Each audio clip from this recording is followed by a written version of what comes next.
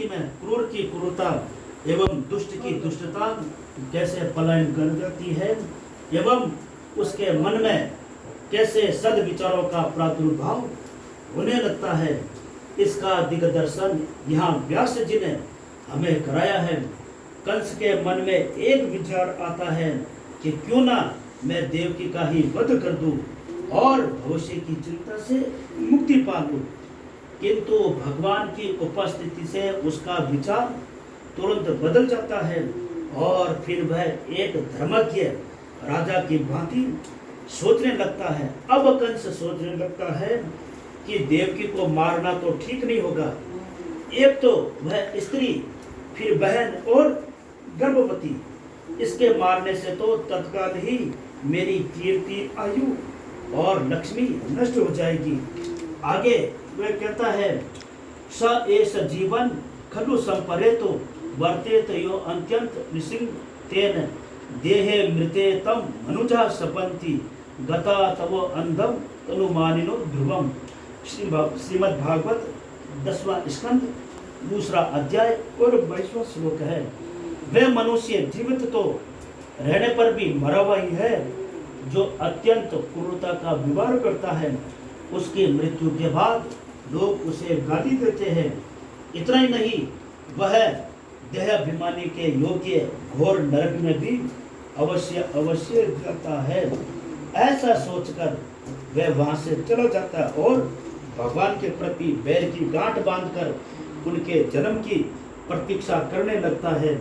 भगवान की उपस्थिति में कंस जैसे क्रूर के विचार परिवर्तित हो गए।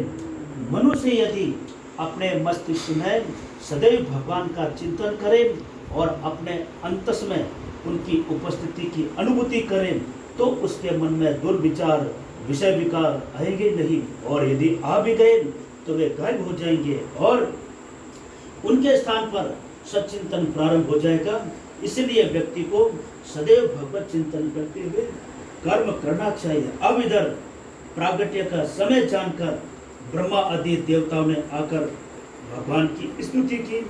इस समय सारी प्रकृति ने अत्यंत मनोरम रूप धारण कर लिया। दिशाएं प्रसन्न थी, निर्मल आकाश में तारे जगमगा रहे थे, नदियों का जल निर्मल हो गया। रात्रि के समय भी सरोवरों में कमल खिल गए, पक्षी चहकने लगे, शीतल मंद सुगंध पवन प्रवाहित होने लगी। संतों के मन प्रसन्न हो गए, देवताओं की दुंदुभियां अपने आप बजी थी।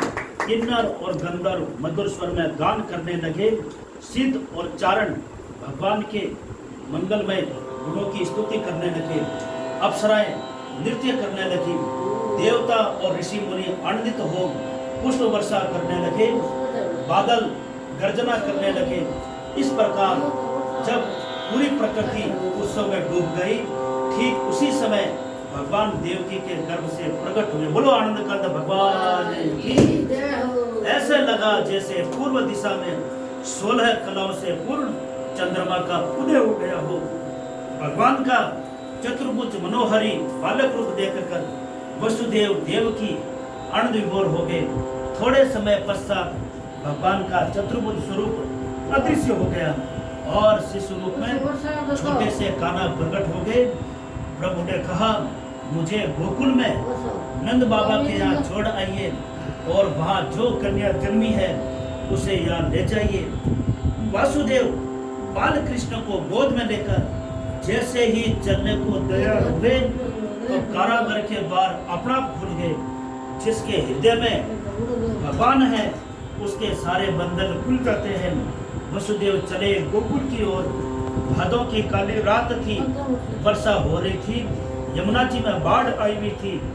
जैसे ही वसुदेव यमुना किनारे पहुंचे, उन्होंने भगवान को मार्ग दे दिया। फिर उनके मन में कन्हैया के चरण स्पर्श करने की इच्छा हुई तो पुनः